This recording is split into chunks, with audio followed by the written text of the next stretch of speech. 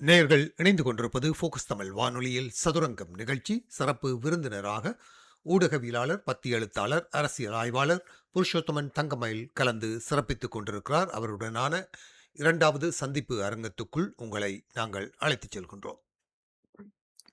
நன்றி சத்யபாலன். மீண்டும் இணைந்து கொள்வோம். இன்று வடபகுதியிலே ஒரு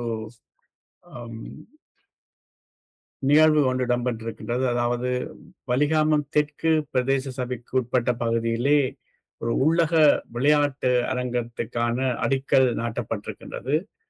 தமிழிசை கட்சியினுடைய கட்டுப்பாட்டில் இருக்கும் அந்த பிரதேச சபையினுடைய நிதி ஒதுக்கீட்டின் அடிப்படையிலே 33 கோடி செலவிலே மதிப்பிடப்பட்டுள்ள இந்த உள்ளக விளையாட்டு அரங்கம் அமைக்கப்படுவதற்கான அடிக்கல் நாட்டப்பட்டிருக்கிறது. அப்பொழுது சொல்லப்படுவது என்னவென்று சொன்னால், யாழ்ப்பாணத்திலே அந்த பழைய பூங்காவிலே அமைக்கப்பட்டு இருந்த அந்த விளையாட்டரங்கானது 17 கோடி ரூபாய் செலவில் மதிப்பிடப்பட்டிருந்ததாகவும், பின்னர் அது சில காரணங்களால் அல்லது அந்த சுற்றுச்சூழல் பாதிப்பு காரணங்களால் வழக்கு தொடரப்பட்டு அது நிறுத்தப்பட்டு இருந்தது. ஆனாலும் கூட இப்படியான ஒரு சுற்றுச்சூழல் பாதிப்பு அற்ற இடம் ஒன்று தெரிவு செய்யப்பட்டு இப்பொழுது ஒரு புதிய முயற்சி ஒன்று எடுக்கப்பட்டிருக்கின்றது. இது சம்பந்தமான மேலதிக தகவல் ஏதாவது உங்களுக்கு தெரியுமா? நான் இந்த விடயம் நீங்கள் சொல்கிறதுதான் இது தெரிகிறது. ஆனால் இந்த விடயம் சார்ந்து எனக்கு ஒரு அந்த யாழ் நகர் அந்த உள்ளக விளையாட்டரங்கு சார்ந்து எனக்கு ஒரு கருத்து இருக்கிறது. யாழ்ப்பாணம் ஒரு ஒரு குறுகிய நகரம், ஒரு சின்ன நகரம். தொடர்ச்சியாக எல்லா விடயங்களும் அந்த சூழலிலே தான் கட்டுமானங்கள் தொடர்ச்சியாக கட்டப்பட்டு அது ஒரு போக்குவரத்து நெரிசல், ஒரு விதிகள் ஒழுங்காக பேணப்படாத ஒரு நிலைமை என்று ஒரு ஒரு நெரிசலான ஒரு குறுகலான ஒரு சூழல் இருக்கிற பொழுது பழைய பூங்காவிலே அந்த உள்ளக விளையாட்டரங்கை செய்வது என்பது அவசியமில்லாத ஒன்று. அடுத்தது அது இயற்கை சார்ந்த விடயங்களுக்கும் பசுமை சார்ந்த ஒரு விடயத்துக்கும் அது ஒரு அச்சுறுத்தலாக இருந்தது. அப்படியான கட்டத்திலே அது யாழ் நகர பகுதியிலிருந்து வெளி பகுதிகளுக்கு நகர்த்தப்படுவது. இந்த திட்டத்தை பிரதேச சபை யாருடைய நிதி பங்களிப்போடு முன்னெடுக்கிறது என்று தெரியாது. ஆனால் மத்திய அரசாங்கமோ மாகாண அரசாங்கமோ இப்படியான விடயங்களை யாழ் நகர பகுதியில் இருந்து அடுத்த பிரதேசங்களுக்கு நகர்த்த வேண்டும். அப்படி நகர்த்துகிற பொழுதுதான் உட்கட்டமைப்பு வசதிகள் அந்த பிரதேசங்களுக்கும் விரிவாக்கப்படும்.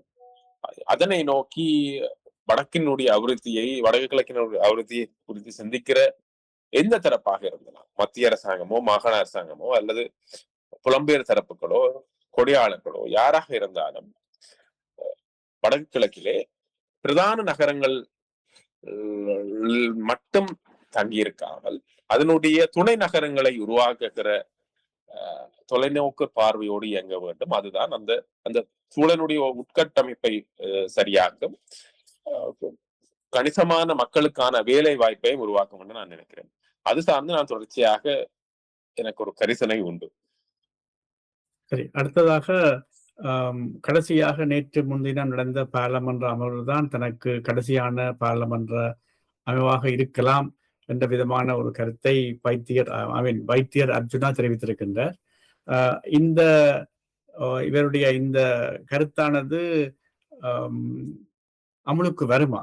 அதாவது இவர் இப்படியாக பல்வேறு தருணங்களிலே பல்வேறு விதமான கருத்துக்களை தெரிவித்து வரும் இவர் இந்த கடைசியாக இப்பொழுது கூறியிருக்கும் இந்த முடிவு இவர் அமல்படுத்துவதற்கான சாத்தியக்கூறு இருக்கின்றதா, அல்லது இன்னும் அவர் நீதிமன்றத்தின் ஊடாக தனது பதவி காலத்தை நீடிப்பதற்கான சாத்தியக்கூறுகள் தான் கூறுகள் இருப்பதாக எடுத்துக்கொள்ளலாம்? ஆனால் வழக்கு விசாரணைகள் வரப்போகிறது.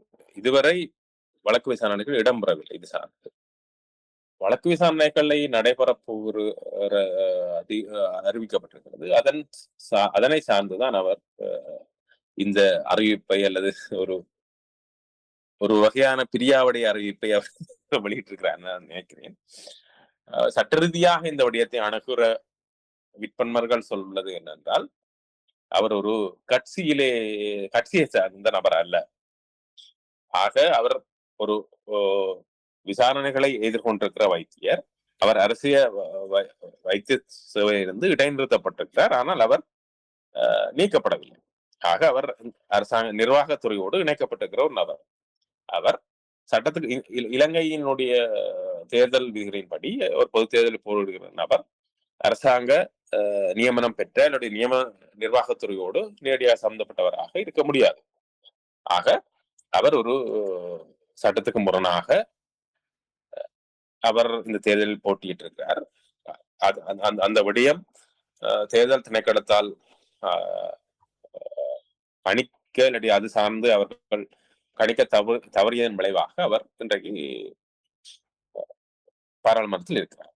ஆக அவர் இந்த வழக்கு விசாரணைகளின் போது என்ன முடிவை நோக்கி இது நகர்வது என்று தெரியவில்லை. ஆனால் சட்ட நிபுணர்கள் சொல்வதன் பிரகாரம் அவர் அரசு நிர்வாகத்துறையில் தொடர்வதால் அவர் பதவி இழப்பார். அவர் பதவி இழந்தால் அந்த சுயேட்சை குழு ஒட்டுமொத்தமாக பதவி இழக்கும். அதாவது இது கட்சி அல்ல. கட்சியாக இருந்தால் அவருக்கு அடுத்த நிலையில் அதிக விருப்ப வாக்களை பெற்ற நபர் அந்த இடத்துக்கு தெரிவாகும் வாய்ப்பு உண்டு. ஆனால் இது கட்சி அல்ல. இது தலைமை வேட்பாளர் தான். சுயேட்சை குழுவினுடைய அதிகாரம் என்பது தலைமை வேட்பாளர் சார்ந்தது. ஆக அவர் பதவி விலக்கும் பொழுது என்றால் அந்த படிவமே முறையற்ற ரீதியிலே நிரப்பப்பட்டதாக கணிக்கப்படும். ஆக அவர் அந்த கட்சியில் இருந்து அந்த சுயேட்சை குழுவில் இருந்து யாரும் பாராளுமன்ற உறுப்பினராக நியமிக்கப்பட வாய்ப்பில்லை. அடுத்த கட்டத்தில் அந்த வாக்கு எண்ணிகளின் விகிதாசத்தின்படி சில வேளை அது சங்கு சின்னத்திலே போட்டியிட்ட ஜனநாயக தமிழ் தேசிய கூட்டணிக்கு அந்த ஆசனம் செல்வதற்கான வாய்ப்புகள் உண்டு. அப்படி சென்றால் சில வேளை சித்தார்த்தன் பாராளுமன்ற உறுப்பினராக வருவதற்கான வாய்ப்புகள் உண்டு என்று சில சட்ட வல்லுநர்கள் சொல்கிறார்கள். அப்படியானால் கௌசல்யாவின் கனவெல்லாம் கலந்து போகும் மேகங்களாக மாறிவிடும் என்று சொல்கிறீர்கள் நினைக்கிறேன். அப்படித்தான். என்னால் அது ஒரு கட்சியாக இருந்தால் சம்பந்தப்பட்ட நபர் பதவி நீக்கப்பட்டுருவார். ஆனால் இதுல பதவி நீக்கப்படும் நபரே தலைமை வேட்பாளராக இருக்கிற பொழுது அது ஒரு சுயேட்சை குழு என்றால் அது ஒட்டுமொத்தமாக அந்த பட்டியல் ரத்தாகிவிடும் என்பது தேர்தல் விதியாக இருக்கிறது. அந்த வகையிலே அது கௌசல்யா நரேந்திரன் அந்த இடத்தை அடைவதற்கான வாய்ப்புகள் இல்லை. அதன் பேரில் அவர் ஒரு பிரியாவிடை உரையை அவர் நிகழ்த்தி இருக்கலாம் என்று நினைக்கிறேன். சரி, அடுத்ததாக 2 வாரங்களுக்கு முன்னர் கிளிநொச்சியிலே நடைபெற்ற ரீச்சா தன்னுடைய உணவு திருவிழா சர்ச்சைக்குரிய விவகாரமாக மாறியிருந்தது. அங்கே நடைபெற்ற சில அசம்பாவிதங்கள் அல்லது ஒரு குளறுபடிகள் காரணமாக பலவிதமான விமர்சனங்கள் சமூக வலைத்தளங்களிலே சார்பாகவும் எதிராகவும் தெரிவிக்கப்பட்டிருந்தன. இந்த விடயத்திலே பாஸ்கரன் அவர்களுடைய அந்த முயற்சியானது ஒரு வரவேற்கப்பட வேண்டிய முயற்சி என்று சில தரப்பினர் சொல்லும் அதே வேளையிலே அவர் போதிய அளவான அந்த முன்னேற்பாடுகளை செய்யவில்லை என்றும் தனது பிரச்சாரத்துக்காக அதை பயன்படுத்துவதற்காக இப்படியான செயற்பாட்டை செய்திருந்தார் என்றும் சில தரப்புகள் குற்றஞ்சாட்டுகின்றன. இதிலே அங்கே நடைபெற்ற விடயம் சம்பந்தமாக மேலதிகமாக ஏதாவது கருத்துக்கள் சொல்லக்கூடியதா இருக்குமா உங்களுக்கு? இதிலேயே கந்தையா பாஸ்கரன் என்கிற தொழிலதிபர் இப்பொழுது இலங்கையிலே தொடர்ச்சியாக தன்னுடைய தொழில் முயற்சிகள் ஈடுபட்டிருக்கிறார். அதன் மூலம் குறிப்பிட்டவர்களுக்கு வேலை வாய்ப்பு கிடைக்கிறது. அது ஒரு நல்ல வழியா. அதுல யாருக்கும் எந்த பிரச்சனையும் இல்லை. ஆனால் அதே போல அவருக்கான ஒரு அரசியல் ஆசைகள் அல்ல அரசியல் அபிலாசைகள் இருப்பது சார்ந்தும் பிரச்சனை இல்லை. ஆனால் அந்த நிகழ்வு அந்த ரீச்சா என்கிற அந்த இடத்திலே நிகழ்த்தப்பட்ட அந்த உணவு திருவிழாவில் நிகழ்த்தப்பட்ட ஒரு விடயம் ஒரு நிர்வாக ரீதியாக நிகழ்த்தப்பட்ட ஒரு அத்துமுறலாக நான் பார்க்கிறேன். ஏனென்றால் அது ஒரு டிக்கெட்டுகள் வழங்கப்பட்டது, விடயத்திலே விற்கப்பட்டு நிகழ்த்தப்பட்ட ஒரு விடயம். தொடர்ச்சியாக அதற்கான பிரச்சாரங்கள் முன்னெடுக்கப்பட்டது. யூடியூப்லே, டிக்டாக்லே, எல்லா இடங்களிலும் அது நிறைந்திருந்தது அந்த உணவு திருவிழா. அப்படியான நிலையிலே அதற்கு டிக்கெட்டுகளை வித்தவர்களினுடைய எண்ணிக்கை வைத்து மாத்திரம் நீங்கள் ஒரு விடயத்தை நிகழ்த்த முடியாது. உங்களுக்கு அவர்கள் நேரிலும் வந்து டிக்கெட்டுகளை பெற்றுக்கொள்ளலாம்னு நீங்கள் சொன்ன போது அதுக்கேற்ற மாதிரியான தயார்படுத்தலோடு நீங்கள் இருந்திருக்க வேண்டும்.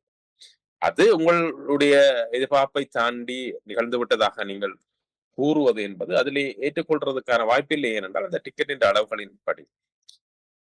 ஆக நீங்கள் ஒரு ஒரு ஒரு ஒரு நிர்வாக ரீதியிலே உங்களுடைய தவறை நிகழ்த்தி விட்டு அந்த தவறைக்காக நீங்கள் வருந்துவது இல்லாட்டி அதற்கு திருத்துவதற்கு முயற்சி செய்கிறது என்பது சரியான விடயம்தான். ஆனால் அதனை பாதிக்கப்பட்டவர்களுக்கு எதிராக ஒரு கையாளுவது என்பது ஒரு ஒரு வகையான என்ன சொல்றது, ஒரு ஒரு ஒரு ஜீரணித்துக் கொள்ள முடியாத ஒரு நிலை என்றுதான் நான் பார்க்கிறேன். தொடர்ச்சியாக அங்கே டிக்கெட் எடுத்து சென்று அந்த கலைபரங்களுக்குள்ளே மாட்டி மீண்ட சென்ற மக்களை நோக்கி ஏளனம் ஆன தொனியிலே பாஸ்கரனுடைய உடல் மொழியே அந்த மக்களை நோக்கி மிக மோசமாக இருந்தது. அதே மாதிரி அவருக்காக எழுதப்படுகிற இல்லாட்டி அவருக்காக பேசப்படுகிற நியாயங்கள் என்பது அதிலே பாதிக்கப்பட்ட அல்லது அதிலே என்ன சொல்றது, ஏமாற்றத்தோடு திரும்பி சென்ற மக்களை நோக்கி ஒரு கேலி செய்கிற விடயமாக தொடர்ச்சியாக நிகழ்த்தப்பட்டு கொண்டிருந்தது. அது சரியான ஒரு விடயம் இல்லை. அது ரீச்சா பாஸ்கரனுடைய ஒரு நிர்வாக சீரின்மையால் அல்லது அவர் நிகழ்த்தப்பட்ட ஒரு விடயம். அதற்கான பொறுப்பை அவர் எடுத்துக்கொண்டிருக்க வேண்டும்.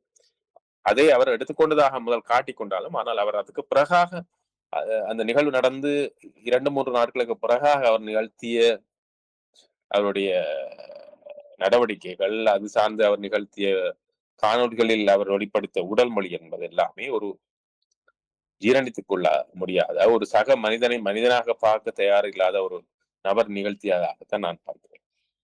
ஆமாம், தமிழ் மக்களுடைய பரிகாசம் செய்வதாகத்தான் அவருடைய அந்த காணொளிகளிலே அவர் கூறிய வார்த்தை பிரயோகங்கள் எல்லாம் காணப்பட்டதாக உட விமர்சனங்கள் செய்யப்படுகின்றன. இதோடு தொடர்பட்ட கேள்வியாக, அதாவது தமிழ் மக்களுக்கு ஒரு நிரந்தர தீர்வு காணப்படும் வரை புலம்பெயர்ந்த தமிழர்கள் இலங்கையிலே முதலிட செய்ய பயப்படுவார்கள் அல்லது துணிய மாட்டார்கள் அல்லது விரும்ப மாட்டார்கள் என்ற விதமாக தமிழ் அரசியல் கட்சிகள் தலைவர்கள் தங்களுடைய பிரச்சாரங்களிலே பலவிதமான கருத்துக்களை முன்னெடுத்து வருகின்றார்கள். ஆனால் அப்படி இருக்க நிலையிலே இப்படியான ரீச்சா போன்ற பல கோடிக்கு சொந்தமான முதலாளிகள் எவ்வாறு இந்த வகையான பிரச்சனைகளுக்கு முகம் கொடுத்து இப்படியான ஒரு பெரிய முதலீட்டை ரீச்சா மற்றும் ஐபிசி வானொலி தொலைக்காட்சி போன்றவற்றை இலங்கையிலிருந்தும் கூட நடத்தக்கூடிய விதமாக இருப்பது என்பது ஒரு ஆச்சரியமான விடயமாக இருக்கின்றது. நீங்க ஆச்சரியப்படுறதுக்கு இதுல ஒன்றுமே இல்லை. இலங்கையில யுத்தங்கள் கொடூரமாக இடம்பெற்று முள்ளிவாய்க்கால் பெரும் சோகம் நிகழ்த்தப்பட்ட பிறகு அந்த காலத்து பகுதியிலேயே புலம்பெயர்ந்த கணிசமான முதலீடுகள் இங்கே நிகழ்த்தப்பட்டிருக்கிறது. வெளியில தெரிவதில்லை. கொழும்பினுடைய பெரும் முதலீடுகளில் புலம்பெயர் தரப்புகள் சம்பந்தப்பட்டிருக்கிறது. இப்பொழுது நீங்கள் சொல்லுகிற முதலீடு என்பது வடக்கு கிழக்கு நோக்கி முதலீடு செய்ய வேண்டும் என்கிற எதிர்பார்ப்புக்கான பதிலைத்தான் அரசியல்வாதிகள் சொல்வார்கள். எங்களுக்கு அதிகாரம் தெரியல, அதால வரையில. அது சரியான நியாயமான கோரிக்கை தான். ஆனால் நீங்கள் கணிப்பதை தாண்டி பெரும் முதலீடுகள் மில்லியன்களில் இந்த நாட்டிலும் புலம்பெயர் தரப்பு முதலிட்டிருக்கிறது. கொழும்பிலும் அதனை சுற்றியுள்ள பெருநகரங்களிலும் கணிசமான முதலீடுகளுக்கு சொந்தக்காரராக புலம்பெயர் தமிழர்கள் இருக்கிறார். ஆனால் அவர்கள் அதனை காட்டிக்கொள்ளவில்லை. அவர்களுடைய தொடர்பு எப்பொழுதுமே மேல்மட்டங்களில் நிகழ்த்தப்பட்டிருக்கிறது. நீங்கள் பேர் சொல்ல அல்லது நீங்கள் எங்காவது அவர்கள் ஒரு தமிழ் தேசியத்தின் போர்வாளர்களாக நின்று கனடாவிலோ ஜெர்மனியிலோ பிரான்சிலோ லண்டன்லயோ பொங்கிக் கொண்டிருப்பார்கள். ஆனால் அவர்களுடைய பெரும் முதலீடுகள் சிங்கள இனவாத சக்திகளோடு இணைந்து தொடர்ச்சியாக செய்யப்படுகிறது. அதற்காக அவர்கள் வந்து போகிறார்கள். அது தொடர்ச்சியாக ராஜபக்சர்கள் காலத்திலே நிகழ்ந்தது, அதற்கு பிறகு மைத்திரி காலத்திலே நிகழ்ந்தது, இப்பொழுது அன்ற காலத்திலும் நிகழ்கிறது. எப்பொழுதுமே இப்ப ரீச்சா பாஸ்கரன் போன்ற ஒரு பெரு வர்த்தகர் தொடர்ச்சியாக அரசாங்கத்தோடு ஒரு இணக்கப்பட்டோடு இருப்பார். அது வெளிப்படையானது. ஆனால் தங்களுடைய அடையாளத்தை வெளியிலே காட்டாமல் பெரும் முதலீடுகளை செய்த தரப்புகள் இங்கே நிறைய உண்டு. நாங்கள் அதனை பற்றி நாங்கள் ஒருபோதும் கவனம் செலுத்துவதில்லை. ஆனால் நாங்கள் ஒன்றும் செய்வதற்கும் ஒன்றுமில்லை. ஆனால் புலம்பெயர் முதலீடுகள் இந்த நாட்டிலே உண்டு. தென்னிலங்கை அதை பெரிய அளவிலே என்ஜாய் பண்ணுகிறது அந்த முதலீடுகளை.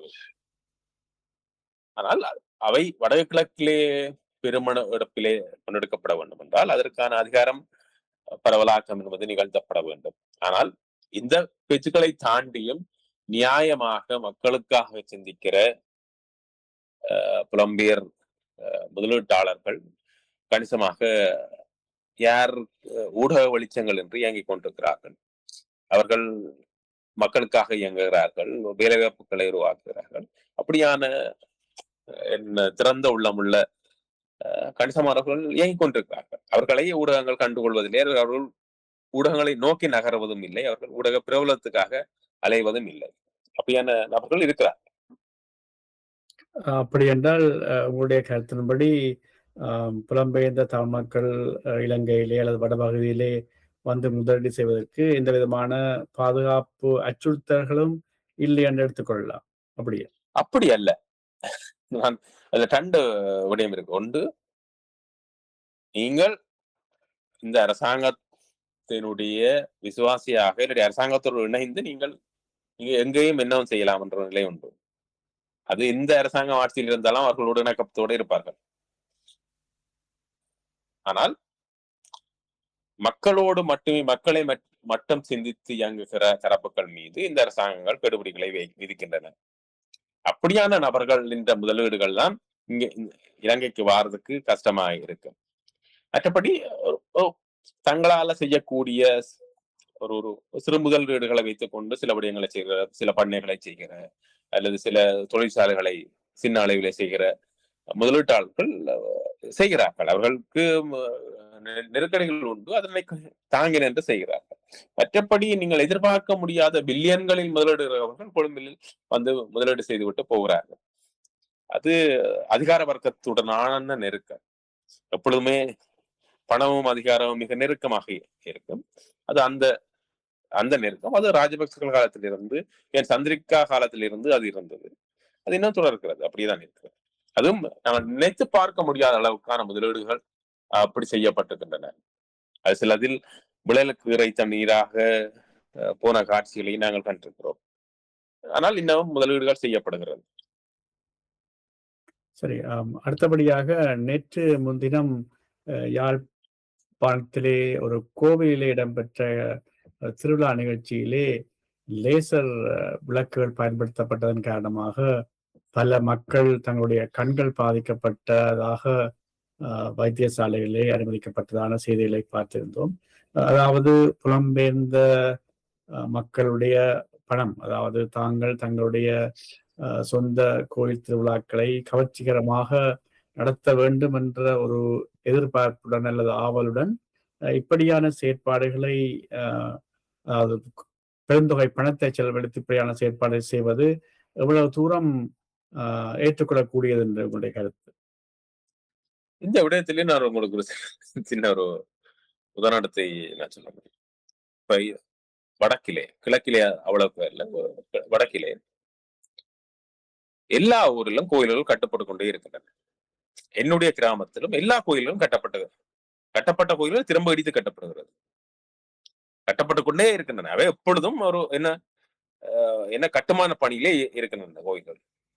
என்னுடைய சிறிய கிராமத்திலேயே இருக்கிற கோயில்கள் எல்லாம் திரும்ப திரும்ப இடிக்கப்படும், கட்டப்படும், இடிக்கப்படும், கட்டப்படும். யார் ஒரு ஆள் வந்து தன்னை நேத்திக்கு நான் இத என்ன மணிக்கூண்ட செய்கிறேன்னுண்டா, அதை தாண்டி இன்னொரு பெருசா மணிக்கூண்ட நான் செய்ய இதாருண்டா, இன்னொரு அதை இடிச்சு இல்லாட்டி அதுல ஏதோ செய்து அடுத்த கட்டத்துக்கு அந்த நகரம். இப்படியாக ஒரு இந்த ஒரு கணிசமான பணம் அதனுடைய என்ன தேவைக்காக நிகழ்த்தப்படுதுன்னு யாருக்கும் தெரியாது. இந்த கோயில்கள் சார்ந்து அந்த கோயில்களை நோக்கி இந்த திருவிழா காலங்களை தாண்டினால் 10 பேர் அந்த கோயில்களில் ஒரு பூசையின் போது வழிபாட்டுக்கு நிற்பாங்களான்றா இல்ல. இந்த கோயில்கள் எப்பயும் வெறிச்சு ஓடி போய் இருக்கும். பெரும் பெரும் கட்டிடங்களாக வெறிச்சு ஓடி போய் இருக்கும். திருவிழா என்ற உடனே ஒரு யூடியூபர்ஸுக்கோ இல்லாட்டி டிக்டாக்காரருக்கு எங்களோட கோயில் திருவிழாவை நீ லைவ் பண்ணி தருவோம் வெளிநாட்டில இருந்து ஒரு ஒரு ஒரு ஒரு தொகை பேசப்பட்டு செய்யப்படுகிற நிகழ்வுகள் தொடர்ச்சியா நடக்கும். ஆனால் அதனால யாருக்கு என்ன பிரயோசனம்ன்றே தெரியாது. சரி, அந்த அதிண்ட ஒரு ஆடம்பரத்தின் உச்சம், அது ஆடம்பரம் சொல்லி இது ஒரு ஒரு வகையான என்ன சொல்றது என்ன மூலம் மழுங்கின வேலி என்றுதான் நான் பாக்குறேன். நீங்க உங்களோட கோயில்களை இல்லாட்டி மதம் ரீதியா உங்களோட விடயங்களை முன்னெடுக்கிறது பிரச்சனை இல்லை. ஆனால் அது ஒரு ஒரு ஒரு ஒரு ஒரு ஒரு விஷயத்தை ஒரு ஒரு ஒரு கிராமத்துக்குள்ள நீங்க 10 கோயில நீங்க திரும்ப திரும்ப அடிச்ச கட்டைக்குள்ள அந்த நிதி பொருளாக என்னத்துக்காக செலவழிக்குதுன்றது. அதால மக்களுக்கு ஏதாவது பிரயோசனம் நடக்குதா? இல்ல. நீங்க ஓகே, ஏற்கனவே ஒரு இடிஞ்சு போயிருக்கிற கோயிலை நீங்க கட்டுறதுல பிரச்சனை இல்லை, அது எல்லாருக்குமான தேவைதான். ஆனால் இருக்கிறத இடிச்சு கட்டி நீங்க சில நகரங்கள் புங்குடுதீவு பக்கம் எல்லாம் நீங்க போகக்குள்ள அந்த கோயில்கள் இந்த அளவுக்கு அந்த அந்த கோயில்கள்ல எங்கேயாவது நீங்க ஆக்களை ஒரு திருவிழா காலம் தாண்டி நீங்க ஆக்களை இங்க ஒரு மனுஷரை பார்க்கலாமா? இல்ல. அந்த கோயில்களின் பிரம்மாண்டத்துக்கு சம்பந்தமே இருக்காது, ஆக்களே இருக்காது. ஏன் அந்த ஒவ்வொரு தூணுக்கும் 4 கோடி 5 கோடி என்று பெறுமதியோட அந்த தூணுகள் கட்டப்படுது. அதால என்ன யாருக்கு என்ன யோசனை? அது இந்த ஒரு ஒரு வகைதான். இப்ப இந்தியாவில இருந்து இலகுவாக கலைஞர்களை அழைத்து வரலாம் என்கின்ற ஒரு நிலைமையும் நகர்ந்த உடனே அவர்கள் 50-60 வருடங்களுக்கு முதல் அந்த அந்த மென்டாலிட்டியில இருந்து அவர் சிந்திக்கணும். இந்தியாவுல இருந்து ஆக்களை குடிக்கணும் வந்தாச்சு, பாட வச்சாச்சு, ஆட வச்சாச்சு, அதோட இப்ப சைனால இருந்து லைட் முறைக்கலாம்ன்றோன்னு இறக்கி தள்ளி என்ன சொல்றது ஒரு வகையான மூளை மழுங்கின வேலை நினைக்கிறேன். காசை என்ன செய்யணும்னு தெரியறது இல்ல.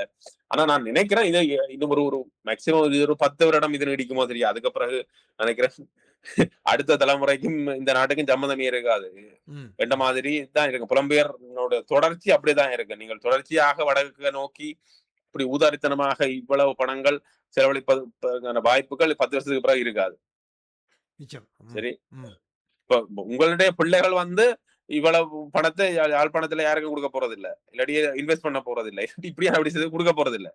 நீங்களாம் ஊர்க்காரர் கேட்கிறார், இல்லாட்டி எந்த அக்கா கேட்கறதுல தம்பி கேட்கறதுல தம்பின்ற பிள்ளை கேட்கறதுன்றதுக்காக விரும்பாமலும் சரி இப்படி புறவாங்க கேட்கிறான்னு கொடுத்துட்டு போறது இருக்கு. ஊர்க்காரங்க கேட்கிறான்னு கொடுத்து உங்களோட பிள்ளை அதை கொடுக்க மாட்டேது. அதான் நான் தொடர்ச்சியா சொல்றது. ஒரு முள்ளிவாய்க்கால் முடிவுக்கு பிறகு ஒரு 20 வருஷத்துக்கு 25 வருஷத்துக்கு வேணும்னா இந்த தொடர்ச்சி இருக்கும், இந்த நிலத்தோட நான் தொடர்ச்சி. அதுக்கு பிறகு அது ஒரு ஒரு வகையான இடைவெளி வரும். சரி, அது அடுத்த தலைமுறை அந்த இடைவெளிய வரும். அப்பைக்குள்ள ஜப்னா யாழ்ப்பாண இந்த இந்த மூல மலங்கின வேலை செய்கிற தரப்பு ஸ்ட்ரக் ஆகி போய் நிற்கும். என்ன செய்கிறன்னு தெரியாமல் இருக்கும். நிச்சயமா.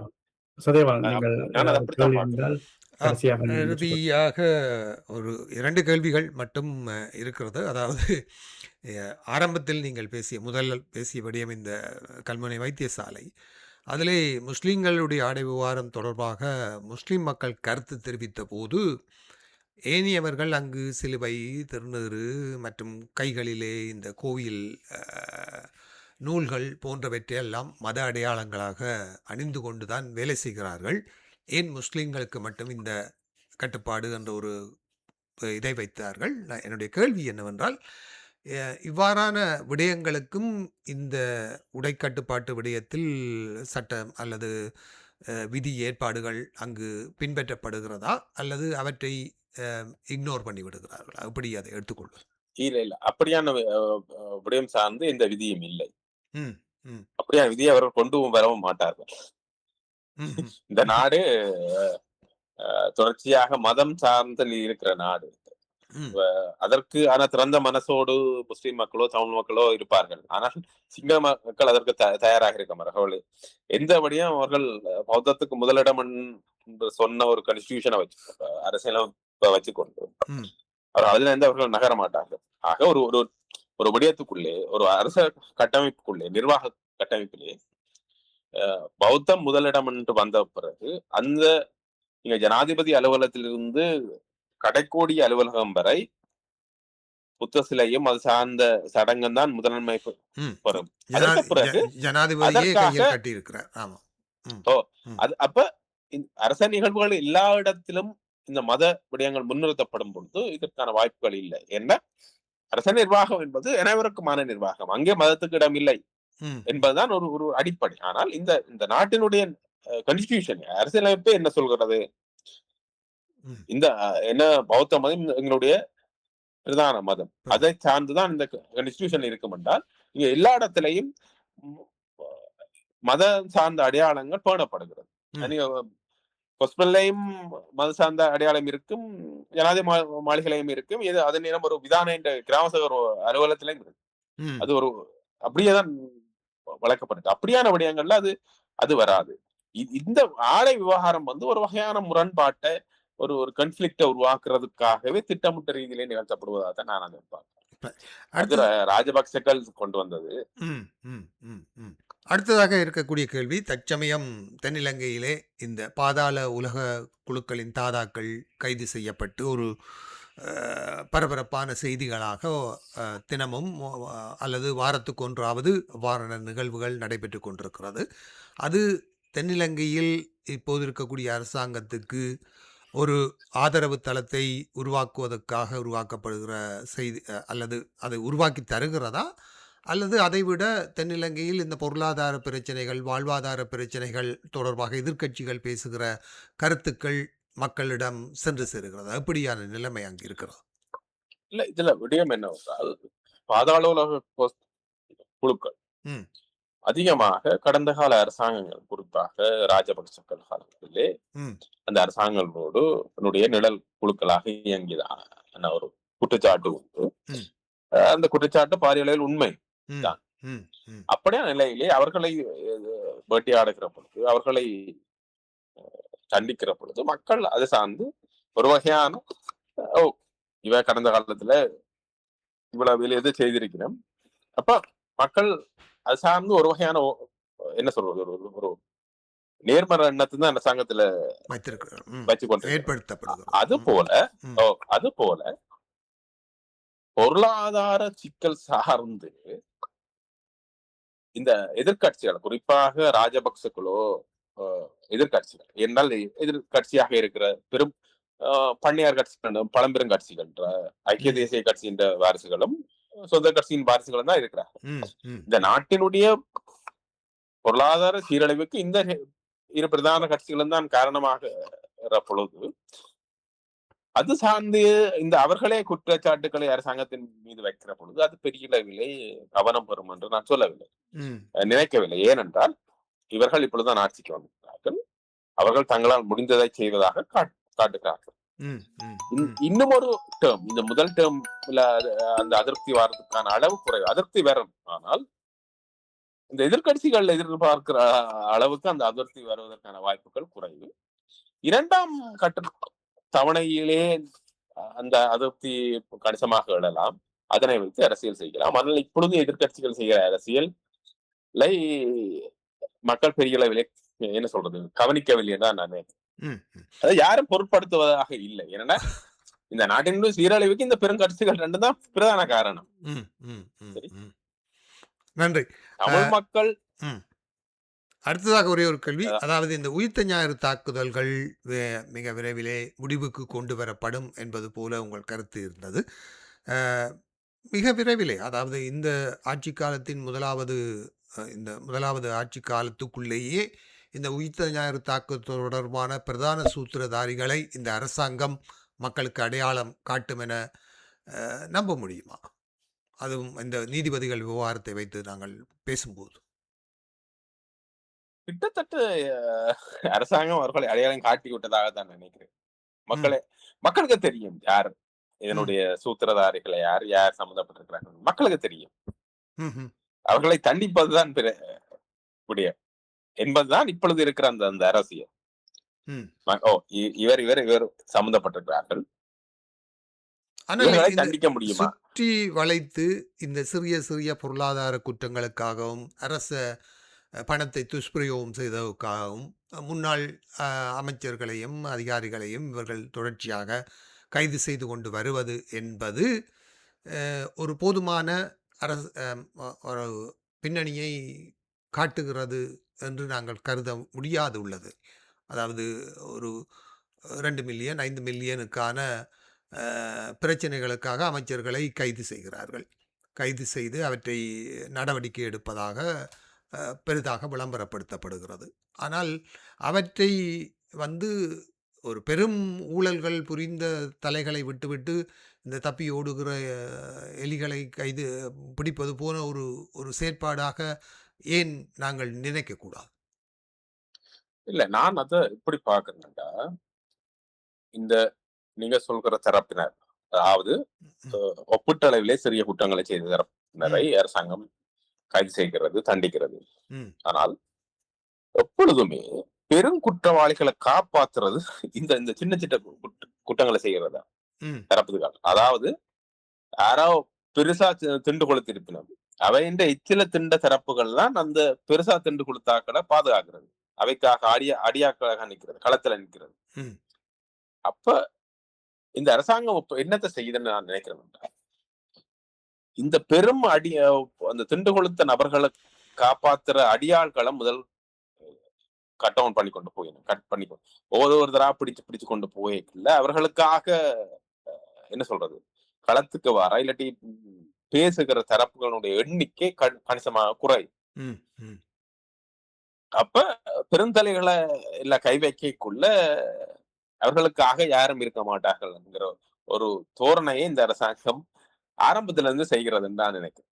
அது ஆரம்பத்தில் நானும் அதனை நோக்கி சிந்திக்கவில்லை. ஆனால் இன்றைக்கு இருந்து பார்க்கல ஒரு 2 வருஷம் நெருங்குற பொழுது அதை பார்க்கக்குள்ள அதை நோக்கி அவர்கள் கணிசமாக செய்திருக்கிறோம்.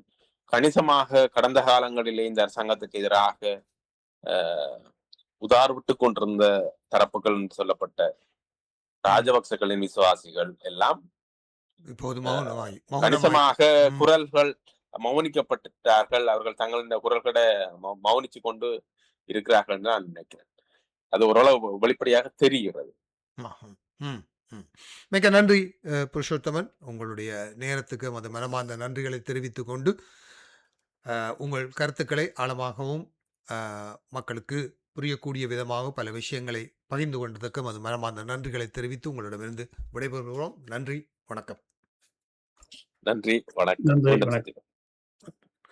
ஆம், நேர்கள் இதுவரை ஃபோக்கஸ் தமிழ் வானொலியில்